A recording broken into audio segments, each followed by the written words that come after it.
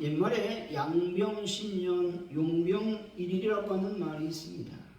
병사를 키우는 데는 10년이 걸리지만 병사를 사용하는 데는 하루밖에 걸리지 않는다라는 뜻입니다. 다른 말로 하면 하루를 쓰기 위하여 10년을 준비한다는 뜻이죠. 하루를 쓰기 위한 10년의 준비는 헛된 것이 아닙니다. 하나님의 사람은 하루를 쓰기 위하여 평생을 훈련해야만 되는 것입니다. 영국의 윈블든 테니스장은 1년에 2주간을 사용하기 위해서 1년 내내 준비하고 가꾼다는 것입니다. 책임을 맡은 매니저는 한 해 동안 꾸준히 잔디를 관리하며 2주간의 대회를 기다리는 것을 보람으로 여긴다는 겁니다. 그가 하는 일은 준비하는 일입니다. 준비 그 자체가 의미가 있는 일인 것이죠.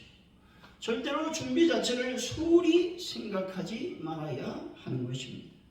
준비하는 시간은 결코 낭비하는 시간이 아니다 라는 것입니다.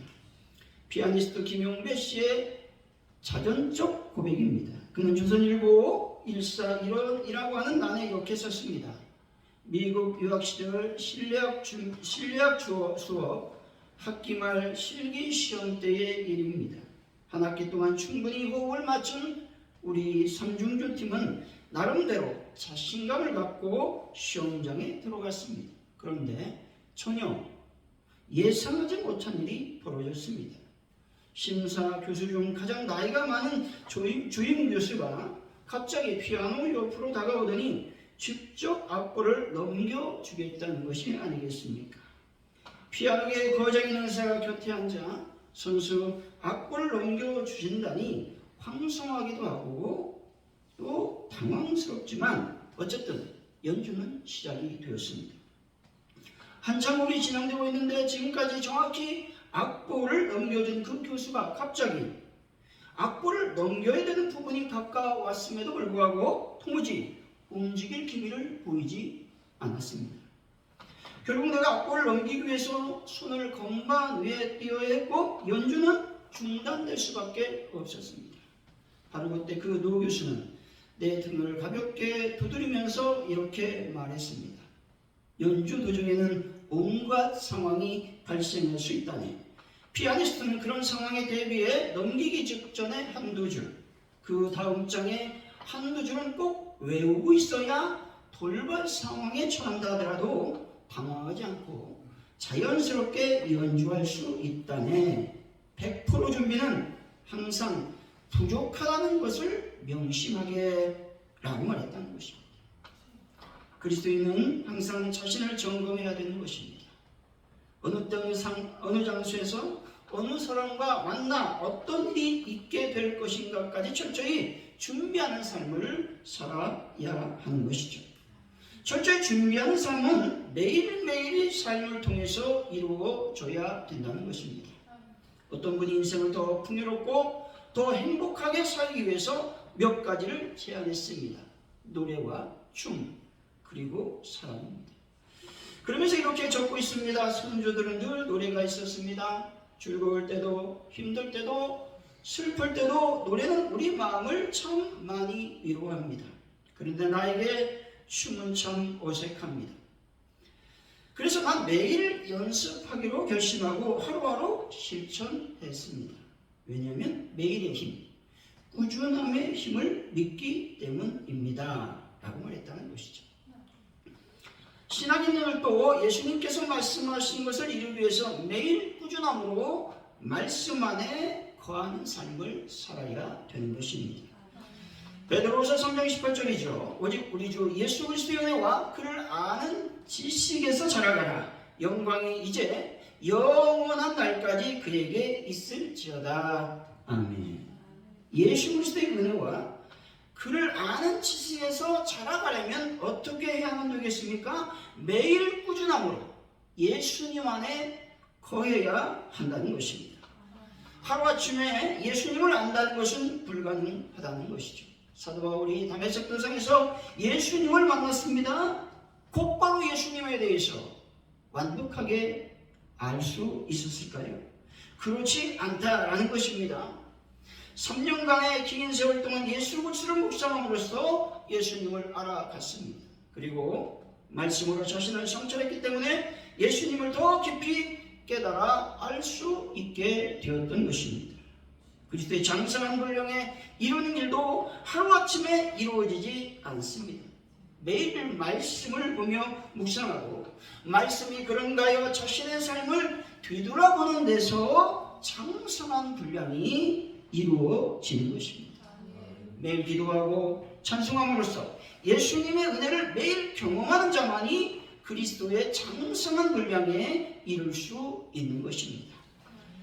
사랑하는 성도 여러분, 매일 말씀 또 기도, 찬양의 삶을 살아가심으로써 하나님의 은혜 안에 머무는 자들이 되시기를 예수 이름으로 간절히 축원드립니다. 오늘 본문의 말씀은 우리가 잘 알고 있는 참포도나무와 가지 비유에 대한 말씀입니다. 예수님께서는 자신을 참포도나무요 그리고 성도들을 포도나무 가지에 비유함과 동시에 하나님을 포도원 농부로 비유하고 있습니다. 이렇게 함으로써 상관의 연합관계에 대해서 교훈하고 있다는 것입니다. 오늘 말씀을 통해 매일의 힘이라고 하는 제목으로 어떻게 하면 매일 그리스도 안에서 하나님의 은혜를 경험할 수 있을지 하나님의 은혜를 나누도록 하겠습니다. 첫째로 매일 예수님께 붙어있는 연습을 해야만 되는 것입니다. 4절이 읽어봅니다. 시작. 내 안에 거하라 나도 너희 안에 거하리라. 가지가 포도나무에 붙어있지 아니하면 스스로 열매를 맺을 수 없음같이 너희도 내 안에 있지 아니하면 그러하리라. 아멘. 예수님은 포도나무요 우리는 가지라고 하는 것이죠. 그렇다면 가지가 살아남을 수 있는 방법은 나무에 붙어 있는 것입니다. 붙어 있다라는 말은 함께 있다라는 말이죠. 가지가 나무에 잘 붙어 있다라는 말은 단절되어 있으면 안 된다라는 의미라는 것입니다. 서로 왕래하고 교통하는 긴밀함이 있어야 되는 것입니다. 그리고 내 안에 거하라 라고 하는 말씀은 교통이 있고 사귐이 있으며 긴밀한 교제가 있다라고 하는 것들을 의미하고 있다는 것이죠. 교통함이 없으면 그 가지는 죽게 되어 있습니다. 어떤 일을 해도 서로 교통한다는 것은 어떤 일을 할지라도 함께 붙어있는 삶을 말하고 있는 것입니다. 미국의 유명한 크리스천 작가 오이스 존 오길비라고 하는 사람은 이렇게 얘기했습니다. 하나님을 떠난 인간은 꺾어진 꽃으로 비유했다는 것이죠. 그는 그리스도인이라고 한다면 주님을 그리스도인이라고 할지라도 주님을 멀리한다면 그와 같은 신세가 될 것이라고 경고하고 있다는 것이죠. 지난주에 노예 때에 제가 꽃다발을 사게 되었습니다. 왜냐하면 경기시찰 은평 목사님이 계셨기 때문에 꽃다발을 샀습니다. 그리고 또 저녁 늦게 9시에 가서 샀습니다. 그렇다면 그 꽃다발의 꽃은 살아있는 꽃일까요? 아니면 죽어있는 꽃일까요? 꽃다발의 꽃은 살아있지만 죽은 꽃입니다. 왜냐하면 나무에서 잘린 순간부터 그 꽃은 시들어가고 죽어가고 있기 때문에 그렇다는 것이죠. 꽃다발을 꽃병에 꽂아 놓는다고 한들 한 달 살아남기가 힘들 것입니다. 여기서 중요한 것은 가지가 나무에 붙어 있어야 한다는 사실입니다. 그러니까 가지가 할 수 있는 최선은 뭘까요? 나무에 꼭 붙어 있는 것입니다. 붙어 있지 않으면 가지는 아무것도 아니라는 말이죠. 다시 말해서 포도나무신 예수님께 가진 우리가 붙어 있어야 하는 것입니다. 예수님에게 붙어 있으면, 다시 말해서 연합하면 생명이고, 떨어져 있으면, 즉 분리되면 사망인 것입니다. 그렇다면 우리가 해야 되는 싸움은 어떤 싸움이겠습니까? 마귀와의 싸움을 해야만 될까요? 이 싸움은 중요하죠. 이 싸움도 해야 됩니다. 하지만 이 싸움이 전부가 아니라는 것입니다. 매일매일 우리의 싸움은 어떻게 하면 예수님과 연합한 삶을 살 수 있을까? 어떻게 하면 예수님께 붙어있는 삶을 살 수 있을까 하는 것입니다. 이제 우리는 포도나무 대신 예수님께 붙어있는 가지가 되는 싸움을 해야만 된다는 것이죠. 이것이 복음인 것이죠. 복음이란 예수님께서 포도나무라는 사실입니다. 이제 우리는 그분께 붙어 있기만 하면 되는 것이죠. 그러므로 우리들은 스스로 열매를 맺고 스스로 승리하고 스스로 짐을 지겠다고 하는 것은 잘못된 선택이라는 것을 깨달아 알아야 되는 것이죠. 우리는 오직 가지가 되어서 예수님께 붙어 있기만 하면 되는 것이죠. 예수님을 믿는 사람을 한마디로 정의한다면 예수님께 붙어 다니는 사람이다 라는 것입니다. 우리는 철저하게 예수님께 붙어 다니는 사람이 되어야 하는 것이죠. 우리 안에 능력이 없습니다. 예수님께 붙어 다니면서 예수님이 주시는 자양분을 가지고 모든 것을 다 이루는 것이 우리의 참 성도의 모습인 것입니다. 성도는 그리스도부터 생명과 모든 능력과 양분을 공급받는 존재인 것입니다. 그러므로 성도의 힘과 능력의 원천은 어디에서 오는 것입니까? 예수님께 붙어 있음에 있는 것입니다. 붙어 있으면 강하고 능력 있는 존재가 되는 것이죠. 우리가 철저하게 그리스도의 의존적 존재가 되어야 하는 것입니다. 성도가 강해지려면 그리스도께 더 의지하는 삶을 살아야 된다는 말이죠. 예수님을 의지하면 의지할수록 강력한 존재가 될 수가 있습니다. 빌립보서 4장 13절이죠. 내게 능력 주신 자 안에서 내가 모든 것을 할 수 있느니라. 아멘. 이 고백은 예수님께 붙어 있는 자만이 할 수 있는 고백이라고 하는 것이죠. 내가 예수님께 철저히 붙어 있기 때문에 내게 능력 주신 자 안에서 내가 모든 것을 할 수 있습니다 라고 고백하고 있는 것입니다. 인류 역사상 전 승리를 위했던 나라와 교회를 살펴보면 철저하게 예수님께 붙어 있었습니다. 마틴 루터 이후에 독일은 그리스도와 하나가 되었습니다.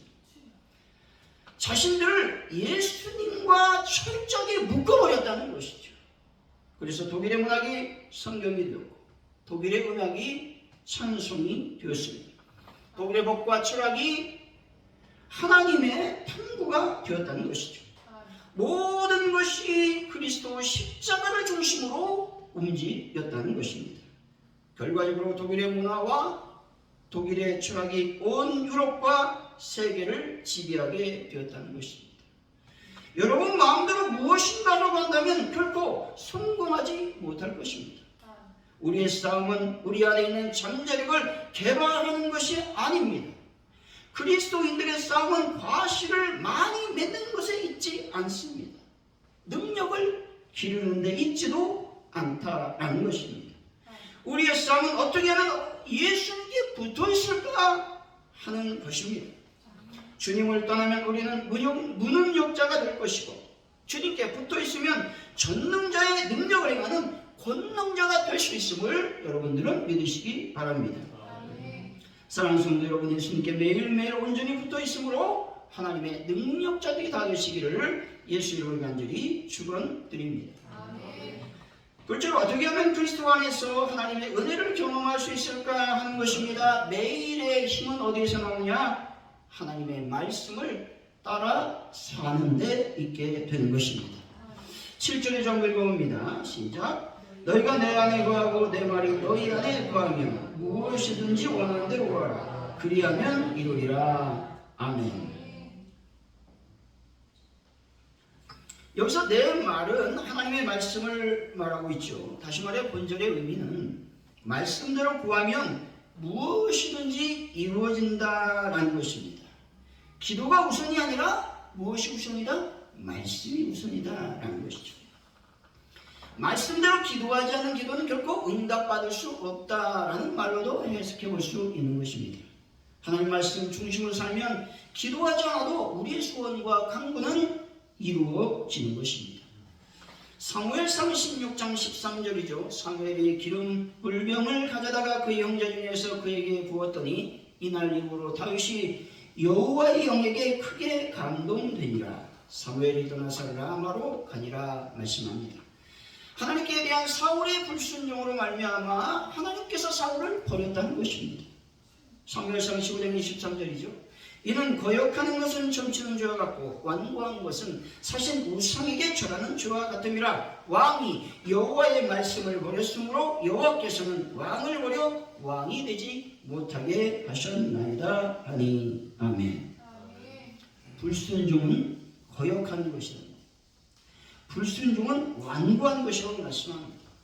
불순종의 죄가 얼마나 무서우냐면 무당과 박수가 범하는 죄와 같다는 겁니다. 무당과 박수를 하나님이 어떻게 처단했어요? 다 멸해버렸어요. 얼마나 무서운 거예요, 이게 불순종의 죄가.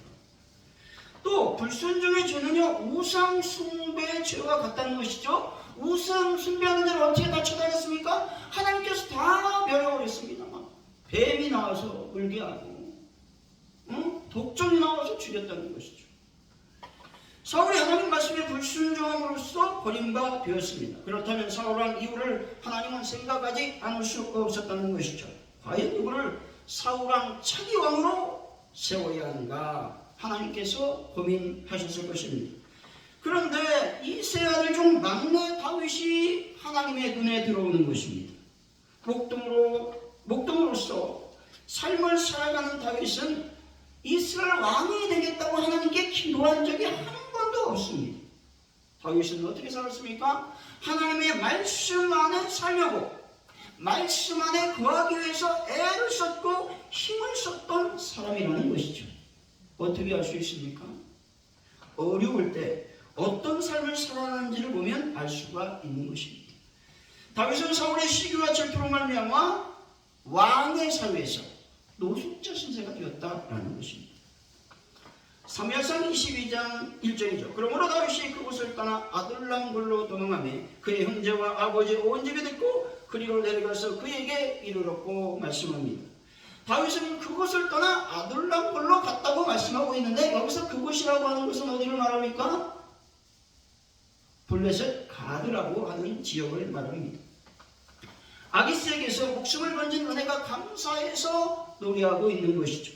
시편 34편 1절입니다. 내가 여호와를 송축하며 내 입술로 항상 줄 찬양하리이다. 아멘.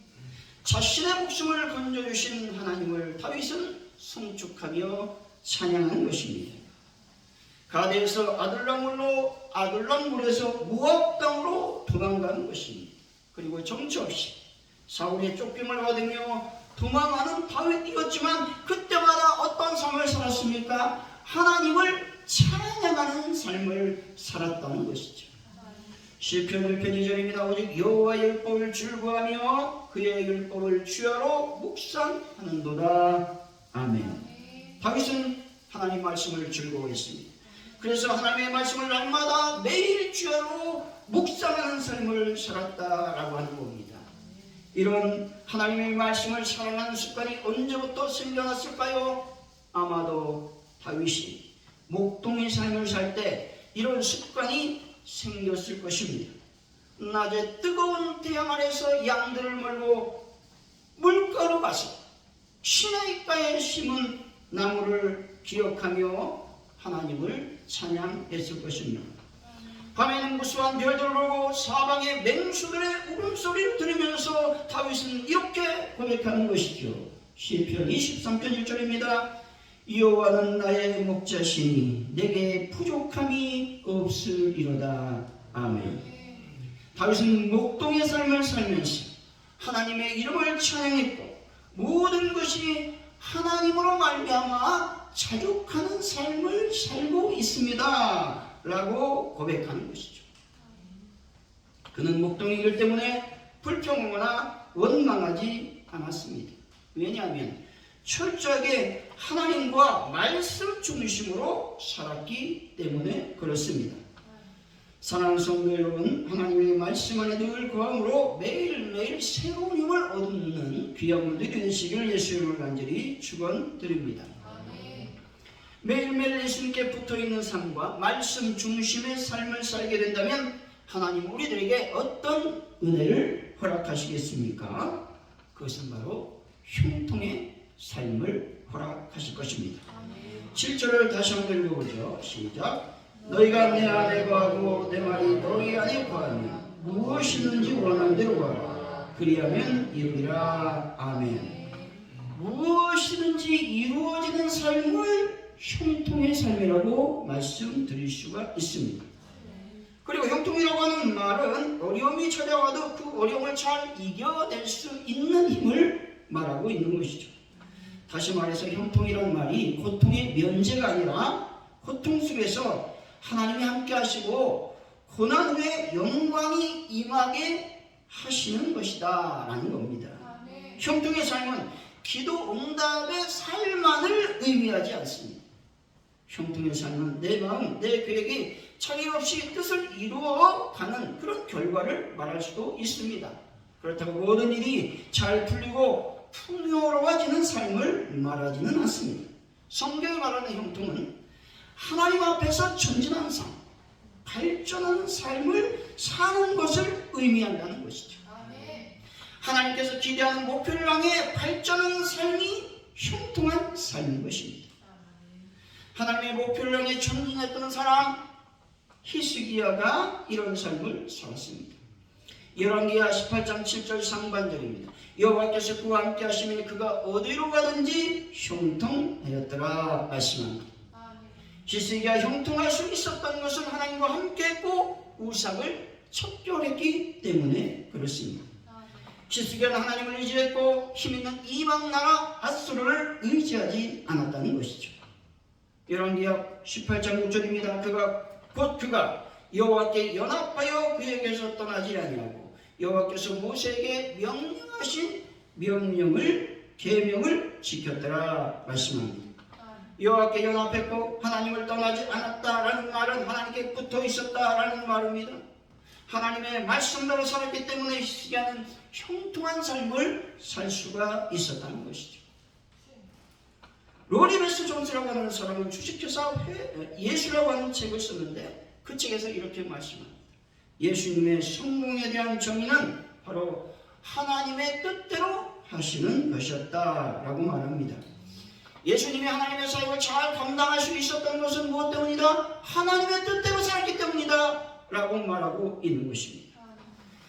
예수님을 믿는 자들의 성공은요, 위대한 업적이나 엄청난 재물에 있지 않다는 것이죠. 바로 하나님의 뜻대로 인생을 살았느냐에 있다라는 것입니다. 여러분의 뜻대로 하는 신앙생활을 버리고 오직 주님, 하나님의 주권을 인정하는 삶을 살아가는 분들이 되시기 바랍니다. 결론적으로 매일의 힘을 얻으려면 예수님께 붙어있어 예수님과 연합해야 되는 것입니다. 그리고 하나님의 말씀을 따라 살아야 되는 것이죠. 그러면 형통의 삶을 살아가는 하나님의 은혜를 경험할 수 있을 것입니다.